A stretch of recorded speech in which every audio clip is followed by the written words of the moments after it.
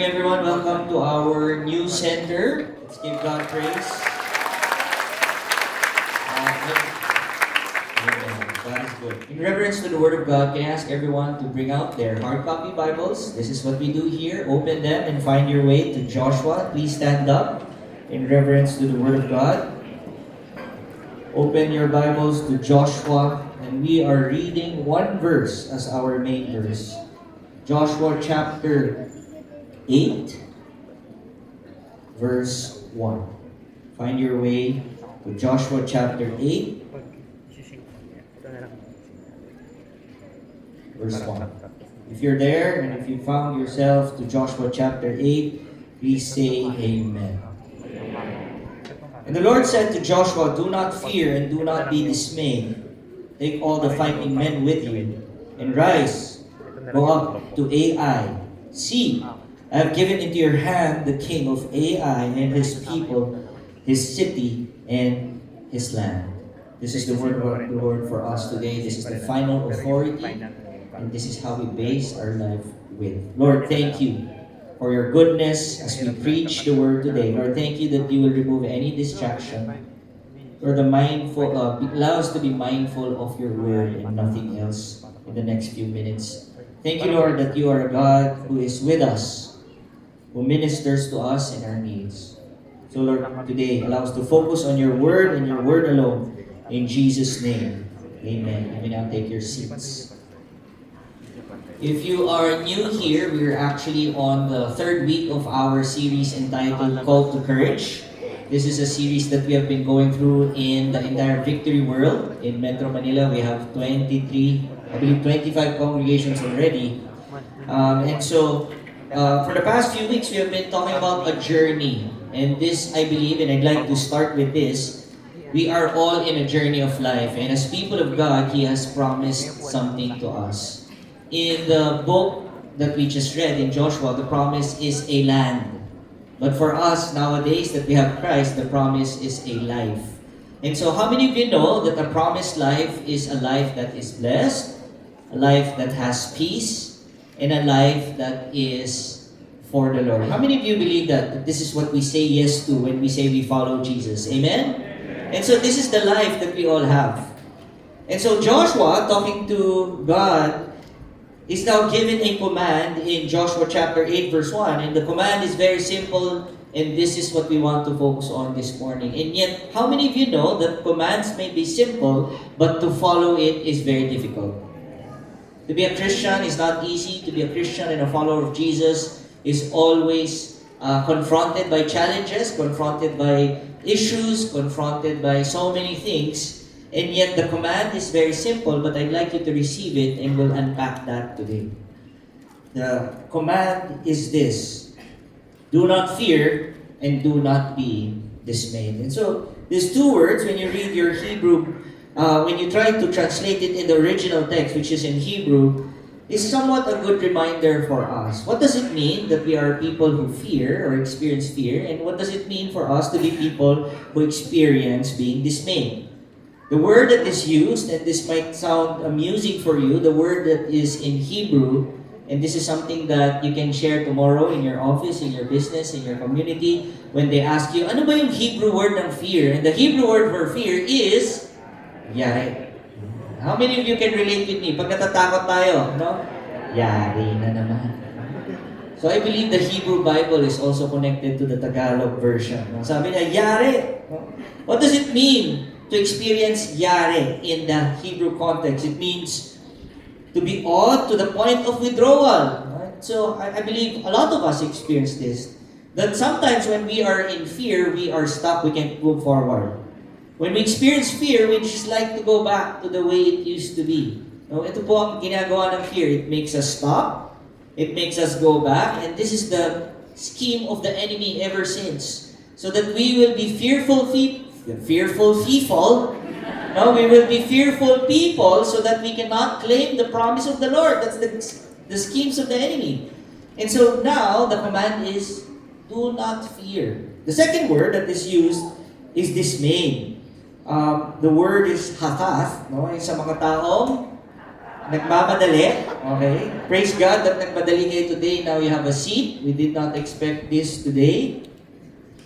So, hataf means to break, shatter, emotionally shattered, dismayed, demoralized, or being downcast in spirit. Broken down as fear breaks morale. It also says, it's terror which emotionally devastates and shatters composure. I like that open close parenthesis. It says, loss of emotional stability. How many of you have experienced being dismayed in your life at one point? Recently, today, we are people who experience these two words. We sometimes fear, and there are times that we are dismayed. But the question is, for Joshua, the Lord, we know that He is all-knowing. This was the command. Sabi ni Lord, Joshua, don't be afraid and do not be dismayed. The question is, why would God tell you that? Because if you go through your Bible, Joshua's accounts from chapter 1 up to chapter 6 are all victorious events. Think about that. The first thing in Joshua chapter 1 says, be strong and courageous. Why? You will now inherit the land. And so the command was, be strong and courageous. What happened? First, I believe that's in chapter 3. The Lord parted the body of water. This is for the second time. And now they crossed the Jordan River. First the Red Sea, now the Jordan River in dry ground. A miracle happened again. How many of you know that if a miracle happened in your life, you would actually be victorious and say, come on, let's do this, Lord! Okay to! How many of you experienced that? Yung pagka gumawa ng something good sa inyo si Lord, parang it builds confidence in your life. Raise your hand. Alright. 200. Alright. Hindi ko alam kung anong sentiments sa iba, no? And so the first idea is, number one, they were in momentum. After the crossing in this Jordan miraculously, what happens? They were asked to march around the walls. Imagine, no? They went around Green Hills property. And on the seventh day, the Bible says, go around it 7 more times and then give a mighty. They're asked to shout at a wall. And guess what happened? The walls crumbled. If you have experienced a parting of a body of water, and then the next week you experience a wall breaking down just because you shouted, how many of you will be confident enough that the next battle you will win? Let me ask you again. How many of you, if good things are happening in your life, great things, blessings from the Lord are happening, tuloy-tuloy, how many of you are pretty sure that the next battle you enter into will be a victory? The problem is, this is not what happened. The Bible talks about a defeat. And this is what happens in chapter 7. And that's why the command was, do not fear. Do not be dismayed. Imagine, no momentum was there for the people of God. And they said, if the Lord could part a body of water, if the Lord would allow a wall to break down just by shouting, therefore, everything we encounter, we will be victorious in life. That was the formula. The momentum was there, and yet, guess what? In chapter 7, they lose to a place called Ai. Ai was the next battleground. It was the high ground. Jericho was a wall. As soon as they entered the territory, the fortress, the next one was a high place. If you know something about military conquest, to get the high ground was so important. It actually meant that everything else will follow. And so this was the battle in the high ground. Unfortunately, they lost. Natalo po sila. And today, we'd like to ask the Lord to reveal to us why they lost the battle, so that we can get to a place where we understand why the Lord commanded them to not fear and not be dismayed. Joshua chapter 7 verse 1, and this is the chapter before that, the Bible says, the Lord speaks, but the people of Israel broke faith in regards to the devoted things. For Achan, the son of Carmi, son of Zabdi, and son of Zerah of the tribe of Judah, took some of the devoted things, and the anger of the Lord burned against the people of Israel. They got something that it was not supposed to be taken. You have to understand, right before the conquest of Jericho, the Lord commanded them with the instructions to go around the wall to make sure don't get anything. Sila po yung instructions ni Lord other than the shouting. Sabi niya, make sure do not loot. Make sure you do not get anything from that place. And yet, the Bible says Achan got something. What did he get? It's described as devoted things. In verse 21, we see what those are. Joshua chapter 7, verse 21. When I saw among the spoils a beautiful cloak from Shinar, and 200 shekels of silver, and a bar of gold weighing 50 shekels, then I coveted them and took them. And see, they are hidden in the earth inside my tent with the silver underneath. Let's pause there. Think about this. The Lord asks you to do something. On your way to do that one single thing, you see something so appealing and say,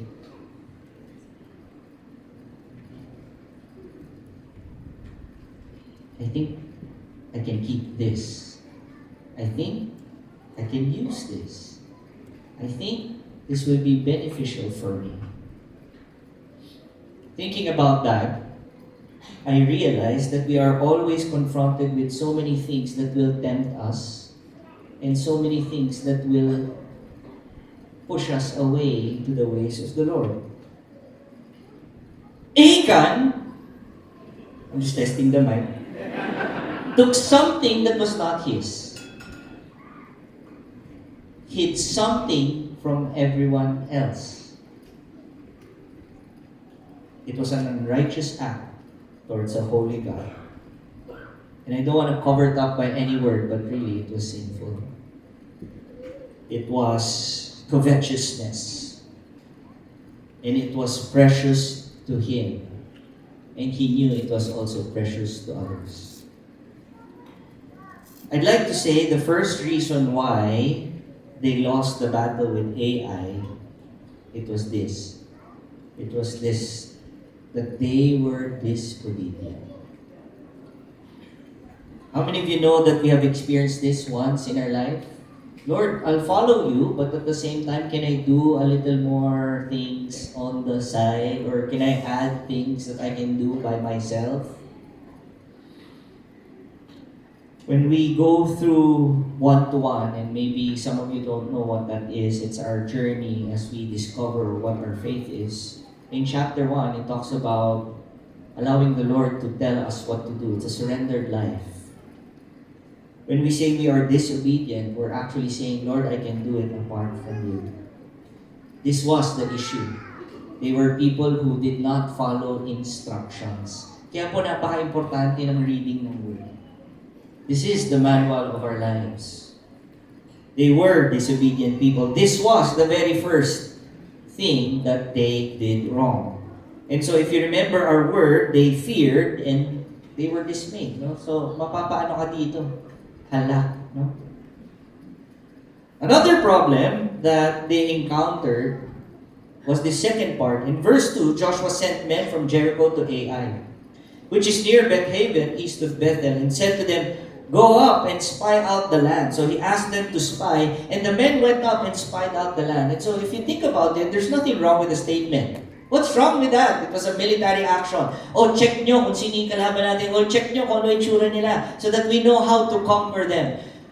It was actually a good instruction. It was a good strategy. How many of you believe that's the right thing to do? By knowing your enemy? Yes. The problem was this. If you go through the book of Joshua from chapter 1 up to chapter 5 and 6, you will notice that nothing Joshua, I know we have so many new people, nauubos po English ko, nag-preach na kasi ako kanina. Tatagalugin ko na lang. Never from chapter 1 to chapter 6 did Joshua do anything without talking to the Lord. This time, he did it. Hindi na siya nag-inquire kay Lord. Siya na ang nag-strategize. Siya na ang nagsabi, ito, gawin mo natin to, gawin mo to.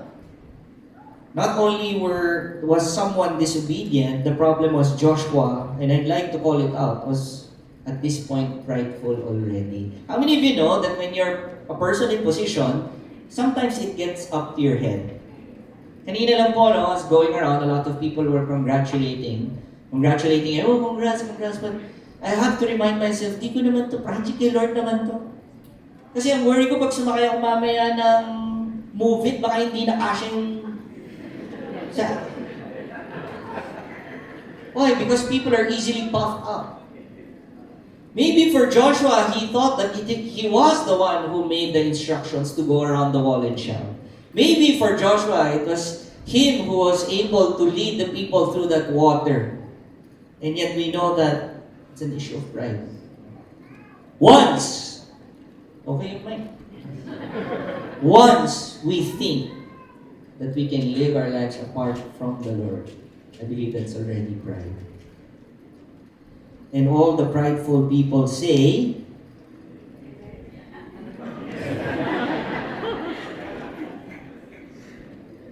they were disobedient, prideful people. But it does not end there. Verse 3, and they returned to Joshua and said to him, do not have all the people go up, but let about 2,000 or 3,000 men go up and attack Ai. Do not make the whole people toil up there, for they are few. So guess what? The spies go back. Bumalik na po sila, and this is what they saw. Dali lang yung kalaban. Mayabang na din sila. The spies go up, and imagine, no, they went to Joshua, the general at that time, and say, huwag na natin padala, mapapagod lang sila, kahit 3,000 na lang. Guess what? Joshua followed. And I believe this is the third reason why they lost to Ai. Number 1, they were disobedient people. Number 2, they were prideful people. And I believe number 3 is something that we can all relate to. Joshua was a foolish person. And ask me why. Kasi doon na siya nakinig sa kanila eh. He asked them to spy out, and now they were the one telling him what to do. How many of you have heard that word, foolish? Fool, no? I remember I asked someone, sabi ko, what's a good wedding song for me and my wife? Sabi niya, yung bagay siya, Kissing a Fool. Ako ba yung fool doon? Or... When you say fool or foolish, and I believe you can relate to this, it's actually lacking good sense. And this is bothersome in our walk as a follower of Jesus, because we are people who get so much advice from so many people, and yet we forget to go back to the Lord and ask for advice. We would go to someone who we think would fix our problem. And I've done that so many times. Dami ako nilapitan. And ito po yung pinakamasaklap doon, ano? Pagka po nag-fail yun, hindi naman nila tayo sagot. Meron po ako mga ganyan, mga kaibigan, Brad, sure ako, ito talaga ang dapat mo. Talaga ba? Oo, sure ako. So ginawa ko. After 1 week, sabi ko, Dad, mali yung advice mo. Gusto niyo malaman ko anong sinabi niya? True story. Gusto niyo malaman? Yes. How about the people at the back? Yes. Would you guys want to know? Yes. Tapos sabi niya sa akin, ano ba yung advice na bigay ko sa'yo? That was the most hurtful statement that I've experienced, because the one who advised me was not really concerned about me.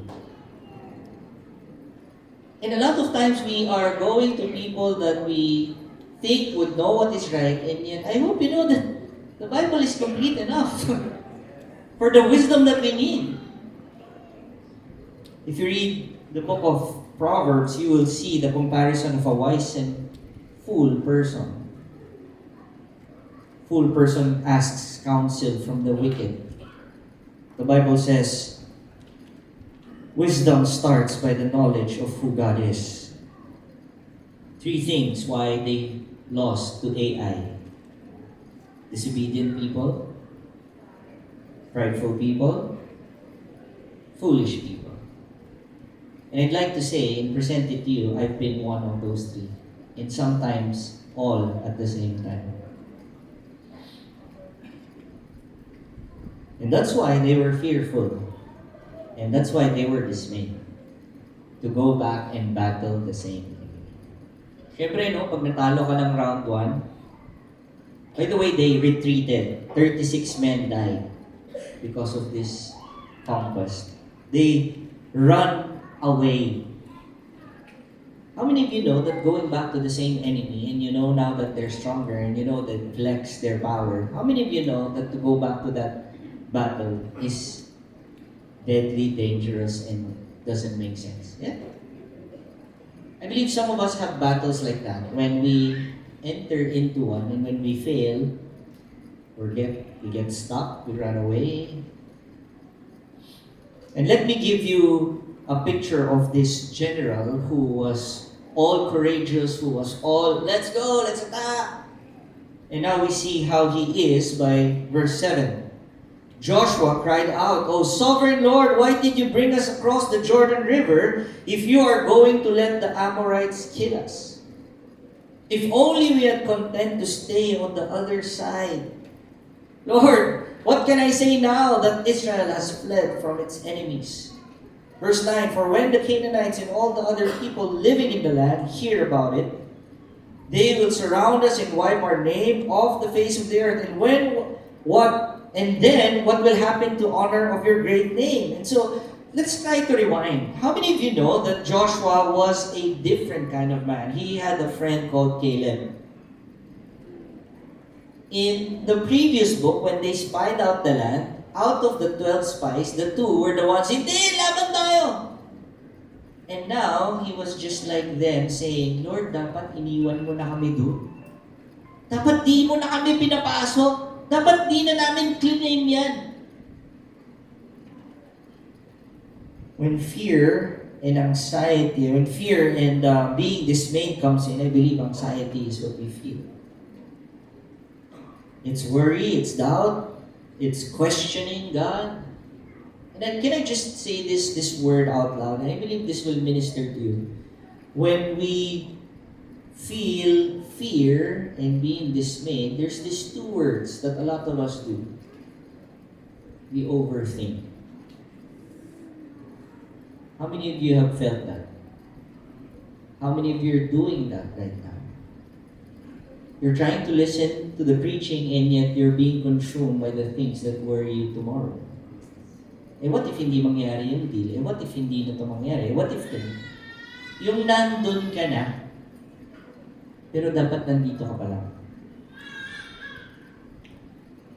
Verse 10 of chapter 7, the Lord said to Joshua, get up, why have you fallen on your face? And can I say this? You know, when we read the Bible, I pray that you put the emotions of the conversation. You try to put yourselves in the story. And just reading this, it is an encouragement to me, and I hope it's an encouragement to all of you. And this is the reason why. Because the Lord knows when we are not okay. Sabi ni Lord, no? Ayaw ka na. Get up. The Lord reveals to them, to Joshua, why they lost the battle in Ai. Verse 11, Israel has sinned. They have transgressed my covenant that I commanded them. They have taken some of the devoted things. They have stolen and lied and put among their own belongings. Therefore, the people of Israel cannot stand before their enemies. Can we say that? I'd like you to read verse 12. The Bible says, therefore, is it there? The people of Israel cannot stand before their enemies. It means the reason why we cannot stand our enemies is not because of how strong the enemy is, it's because of how wrong we are. It's because of the condition of our selves. They turn their backs before their enemies because they have become devoted for destruction. I'd like to read this with me, all at the same time. That next sentence. 1, 2, 3. I will be with you no more unless you destroy the devoted things from among you. Let's pause there. Praise God that the statement is not a period here. Think about that. When Joshua was disobedient, when he was prideful, and he was foolish, the Lord did not say, I will be with you no more, period. It says, unless. Can you say that with me? Unless. Unless you destroy the devoted things. How many of you know that the God that we have is a God of second chances? How many of you know that despite times that we are disobedient, despite times that we're prideful, we think we can do it on our own, despite all that, the Lord makes us a way so that we can go back to Him. I will be with you no more, unless you destroy the devoted things from among you. Verse 13, get up, consecrate the people, and say, consecrate yourselves for tomorrow. Thus says the Lord, God of Israel, there are devoted things in your midst. O Israel, you cannot stand before your enemies until you take away the devoted things from among you. So what?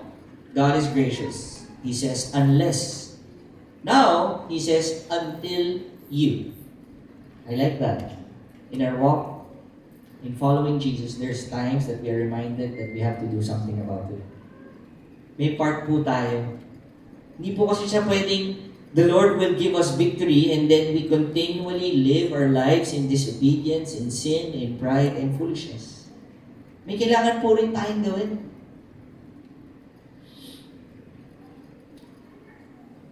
And the word that the Lord gives us is consecrate. How many of you have heard that word before? Consecrate. Pagka sa exam, tapos ang dami mong ginagawa, ano sinasabi ng magulo mo? Mag-concentrate ka! Hindi po yun. To consecrate is to be holy, to be on God's side, to be different. I believe the challenge and the issue of Achan, the guy who stole something, was an issue of consecration. Why? Because consecration says, Lord, I'm on your side and I will remain holy. Ito po ginawa niya, uy, maganda yung item na yun ah. I'll move to the ways of the world. As Christians, we are always called to live differently. We're called to consecrate, to separate ourselves, to remain holy. And the only way to do that, I'd like to say it, is really to repent. The way to consecration is say, Lord, I'm sorry, I've been doing this, and now I will do this as I follow you. This is the heart of the command. When God said to Joshua, do not fear, it was because if you consecrate yourselves, if you now go back to me, if you now repent of your ways, leave that way, and now be with me, therefore you do not need to fear. It's a turning back from sin. It's a turning towards God. And we know that word as repentance. And so, as I did this message as my personal devotion as well, I wrote down something that I'd like to share with you. I know this is not part of the message, but might actually be beneficial for you. And so, number one, I said, consecration is a daily thing. Every time you read your Bibles, the Lord will reveal to you His way. And we will always be confronted by this question. Will we follow this way or will we not? But we need to read our Bible so that we will remain in the ways of the Lord. So it's a daily thing. Kaya po binabasa natin yung mga Bibles natin. That's why we tell you to pick up your Bibles and read it. Second, it's a congregational thing. It means we're meant to do this together. Every time we worship, every time we call to worship, magkakasama po tayo, nag-worship tayo, what we're actually doing is, Lord, the reason why we raise up our hands, and for some of you, when you have problems, you also raise up your, Lord, I give my all. You know what that actually means? We're actually saying nothing is more important but you. So it's a congregational thing, but really, consecration is a soul thing. It's the deepest longing of our hearts to be right with the Lord. And so the command is, in fairness, wala po natutulog dito. Winter is coming. The command is, we now get to Joshua chapter 8 verse 1. Do not fear and do not be dismayed. Simple message. Simple truth. The Lord says, when we repent of our sins, when we now consecrate ourselves, this is the promise. When you're back to me, the Lord says, you have nothing to fear. You have nothing to be dismayed about. And if you really think about it, encouraging yun, di ba? Why? Because fear is something that we magnify the problem when we see it. Kaya ang laki-laki. The Lord is saying, wala lang yan. How many of you are encouraged with that this morning? Pag sinabi ni Lord na yung problema mo, wala lang yan.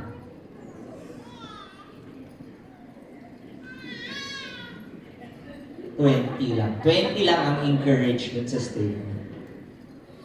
The Bible says, do not fear and do not be dismayed. And so this is my realization. As people of God, when we continually follow Him faithfully, there's nothing to be afraid of. You might be going through the biggest challenge of your life. The Bible says there's nothing to be afraid of. The command, if you think about it, is do not. 2 times. Do not fear, do not be dismayed. If you try to reword it, if you make it into a positive statement, what is the command? It's actually stated in Joshua chapter 1. Be strong and courageous. Di ba yun din yun? Tama ba? Are we on the same page? It's the same statement, but for some reason the Lord phrases it as do not. The question is why?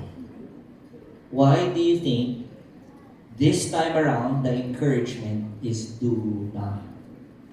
Joshua, before entering and leading the people, he was still fearful. Now, he failed. He's still fearful. But this time, the command is do not. Allow me to answer why the statement is do not. Growing up, all of us, how many of you would agree with me that when somebody, especially your parents, tell you to do not, naiinis kayo? Sino yun? Raise your hand. Ito po yung mga ungrateful children. Yung pag sinabi, huwag mong gawin niya, ayaw, sino yung ayaw na ayaw niya? Huwag mong kainin yung kulangot mo or something. Ooh, sensitive. Sabi nila, ako yun. Don't put your tongue in the 9 volts battery. Kaya kulang ang 9 volts niya. Think about it. Why do you think is the instructions do not? My teacher in seminary, Elaine Bernays, made so much sense. People don't like being told not to do something. But when our Heavenly Father tells us to do not, I want you to receive this. What God is actually saying is, you are not like that. You have to understand, as people of God, there's a line between how the world works and how we are now redeemed in Christ. When we follow Jesus, because He has now come and He's now present in our lives, when we say we follow Him, what He's actually saying is, di ka na ganyan. Binago na tayo ni Lord. So there's nothing to fear. And that's an encouragement for me because the Lord is saying, di ka na ganyan. How many of you know that our journey in following Jesus is not easy? Yes? But I'd like to encourage you, it can be hard, but there's nothing to fear. God is on your side. Let me end with this one statement, and then I'm going to ask our worship team to lead us into worship. We are people who have nothing to fear and be dismayed about because God is on our side. And let me add one word. God will always be on our side. Whenever you're confronted with battles, never forget the Lord is with you. And that's why Jesus' name Himself is Emmanuel, which means God with us. He will never leave us. He will never forsake us. Last statement before we worship. But I'm gonna do something different today. Kaya po ang faith, tawag po sa atin, di ba, people of faith. I always say this in preachings, but because there are so many people who are new here and it's your first time, some of you might not even know this is a church. Kala nyo baka extension ng Nitro. Wala pa yung order ninyo. I'd like to say this. When we say we are people of faith, ito po ibig sabihin nun, we are people who fully trust the Lord. Ibig sabihin, we trust Him when we don't understand. We trust Him when things don't make sense. We trust Him in battle. We trust Him in victory, but also we trust Him in defeat. And we trust Him in waiting for the victory that will happen.